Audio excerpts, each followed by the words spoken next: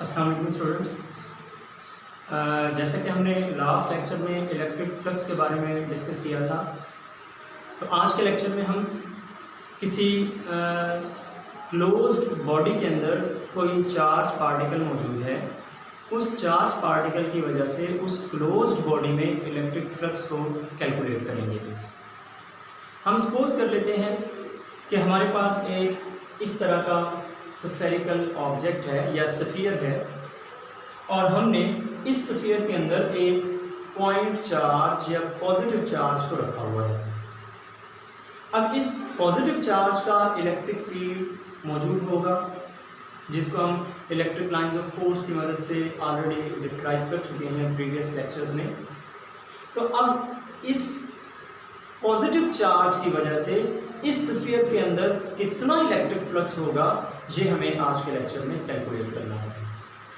पीछे हम electric flux को मैथमेटिकली पढ़ चुके हैं कि इलेक्ट्रिक फ्लक्स इसको हम E.A से डिफाइन करते हैं, और हमने पीछे ये भी देखा था कि इलेक्ट्रिक फ्लक्स उस वक्त मैक्सिमम होगा when electric lines of force and area A are parallel with each other.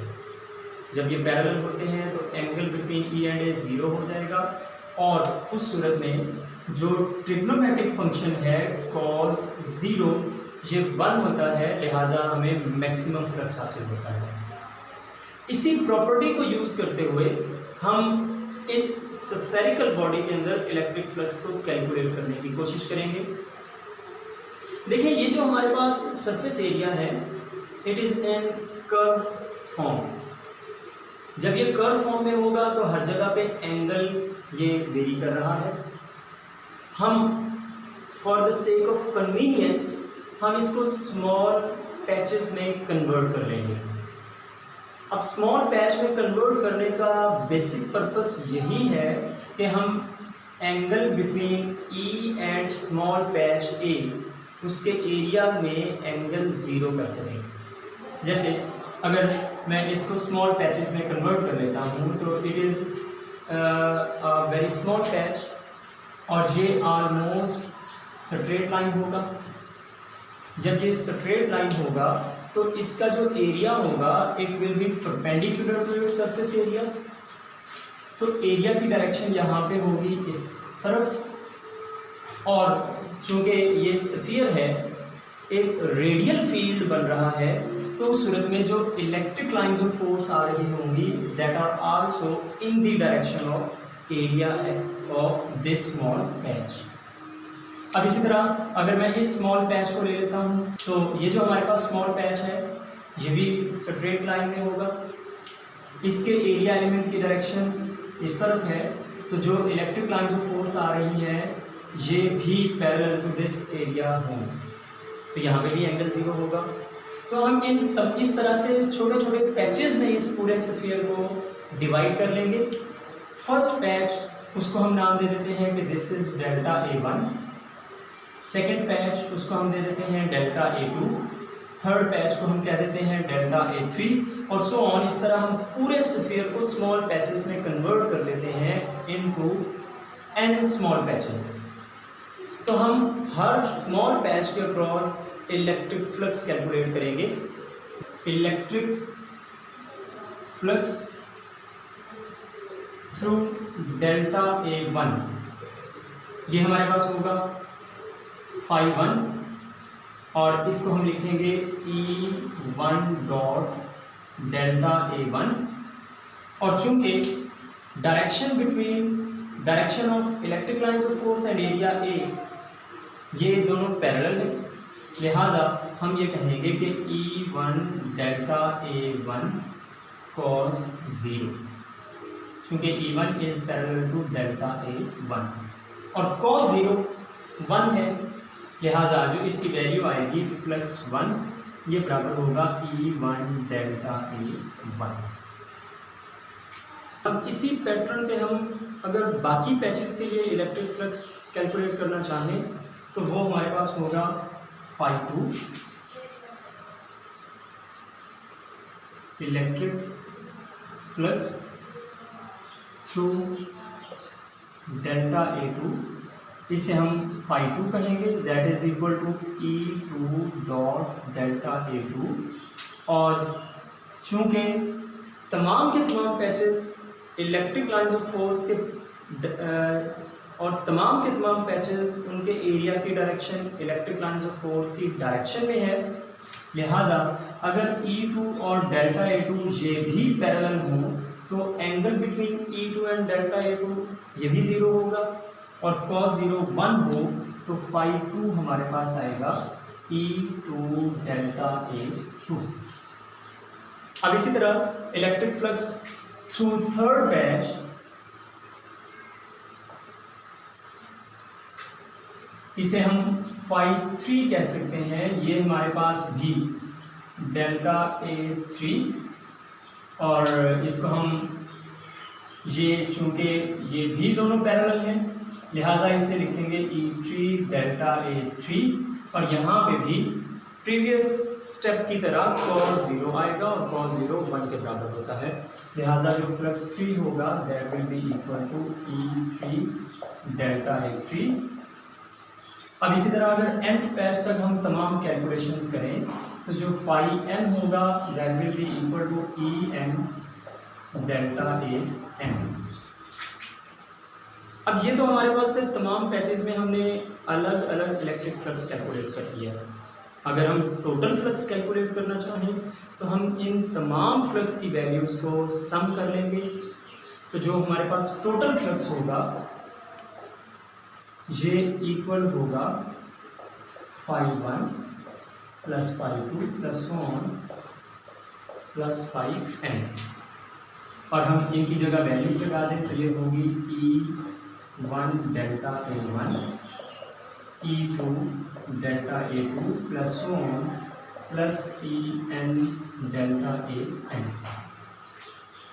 अब ये जो हमारे पास ऑब्जेक्ट है ये स्फीयर लाइक है और यहाँ पे स्फेरिकली सिमेट्रिक इलेक्ट्रिक फील्ड होगा, तो चूंकि इलेक्ट्रिक फील्ड स्फेरिकली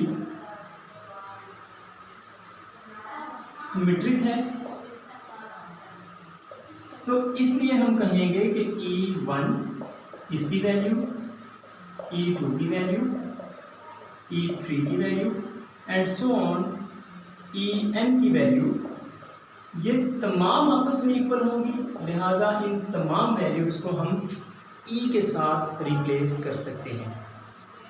तो हमारे पास ये जो टोटल फ्लक्स की मैथमेटिकल फॉर्म है that will be converted into E delta A1 E delta A2 plus on plus E delta An। और अगर इसमें हम देखें तो E तमाम वैल्यूज़ में कॉमन लिया जा सकता है, तो इसको अगर कॉमन ले लें तो ये आएगा E delta A1 plus E delta A2 plus on delta A2 plus delta A3 plus on plus delta An। तो ये जो हमारे पास मैथमेटिकल फॉर्म है इसमें हम देख सकते हैं कि ये हमारे पास इसका फर्स्ट पार्ट है, इलेक्ट्रिक फील्ड इंटेंसिटी को रिप्रेजेंट कर रहा है, इसकी वैल्यू हमने प्रीवियस लेक्चर में कैलकुलेट की। और ये जो सेकंड इसका हिस्सा है अगर हम इसको यहाँ डायग्राम पर देखें तो ये तमाम के तमाम पैचेस ये मिलकर n स्मॉल पैचेस में कन्वर्ट हो रहे हैं, तो ये it is a sum of all these small patches. तो ये हमारे पास हिस्सा बताएगा कि total surface area of this sphere. तो अगर इन दोनों वैल्यूज़ को हम यहाँ पे अगर हम इलेक्ट्रिक फील्ड इंटेंसिटी और टोटल सरफेस एरिया इनकी वैल्यूज़ को दर्ज कर दें तो हम total electric flux due to this positive charge उसको कैलकुलेट कर सकते हैं। आइए हम उनकी वैल्यूज़ को दर्ज करते हैं। जैसे हमने पीछे देखा कि E ये बराबर है 1/4 pi epsilon naught Q over R square, जबकि जो सरफेस एरिया ऑफ स्फीयर है, सरफेस एरिया ऑफ स्फीयर ये बराबर होगा 4 पाई R स्क्वायर के। तो ये दोनों वैल्यूज हम उस फॉर्मूले में दर्ज करेंगे तो total flux will become equal to 1/4 pi epsilon naught Q over r square into 4 pi r square। तो यहाँ पे जो चीज़ें कैंसिल होती हैं उनको कैंसिल कर दें।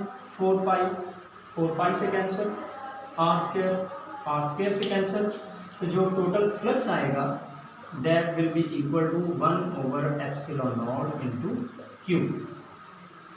तो ये हमारे पास आ गई मैथमेटिकल फॉर्म।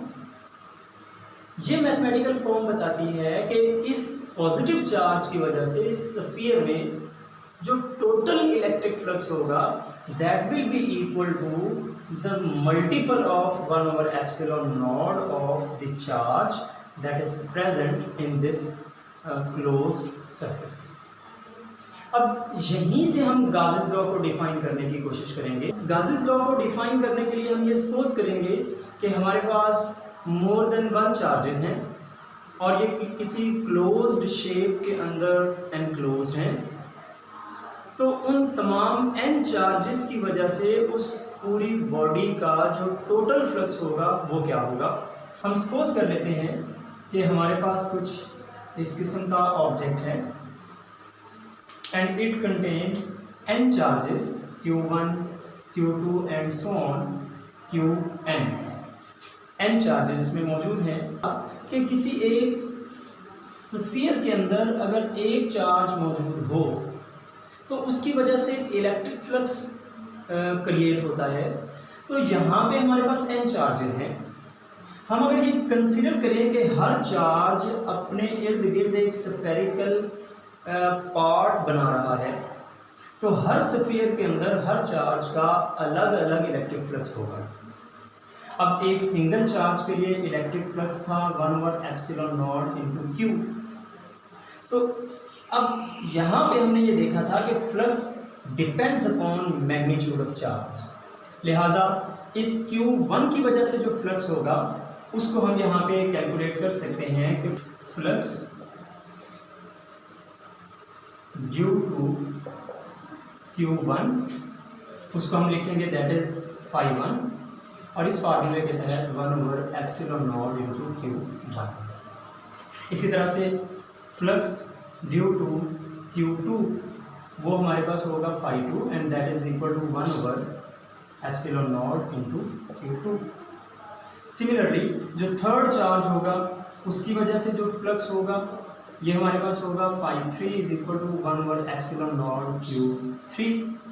और इसी तरह अगर हम तमाम चार्जेस की वजह से इलेक्ट्रिक फ्लक्स कैलकुलेट करें तो फ्लक्स n हमारे पास होगा 1 ओवर एप्सिलॉन नॉट Qn। और अगर टोटल फ्लक्स कैलकुलेट करना है तो हमें इन तमाम की तमाम वैल्यूज़ को सम करना पड़ेगा, लिहाजा जो टोटल फ्लक्स होगा ये हमारे पास है phi1 plus phi2 plus so on plus phi n और ये वैल्यूज़ लगा दें 1 over epsilon not Q1, 1 over epsilon not Q2 and so on 1 over epsilon naught into Qn। अब इन तमाम टर्म्स में अगर देखें तो 1 ओवर एप्सिलॉन नॉट इसको कॉमन लिया जा सकता है, तो Q1 plus Q2 plus so on plus Qn ऐसे भी हम इसे लिख सकते हैं। तो ये जो ब्रैकेट के अंदर रकम है ये शो करती है कि it is sum of all the charges that are present in this closed surface. तो इस sum of all the charges को हम कैपिटल Q की फॉर्म में अगर रिप्रेजेंट करें तो जो टोटल फ्लक्स होगा that will be the product of 1 over epsilon naught of the total charges. तो ये हमारे पास जो मैथमेटिकल फॉर्म है ये हमें बता रही है कि चाहे किसी भी क्लोज सरफेस में एक चार्ज मौजूद हो या किसी क्लोज सरफेस में n चार्जेस मौजूद हों, तो जो टोटल फ्लक्स होता है it depends upon magnitude of either one charge और all the charges present in this closed surface. और इसी को हम गाउस लॉ की फॉर्म में डिफाइन कर सकते हैं कि गाउस लॉ हमें क्या बताता है। गाउस लॉ हमें ये बताता है कि जो टोटल फ्लक्स होगा किसी भी क्लोज सरफेस के अंदर that will be equal to 1 over epsilon not the total charge that is present in any closed surface. तो हम इसको डिफाइन कर सकते हैं Gauss's law. Total flux through a closed surface is equal to 1 over epsilon naught times the total charge present in this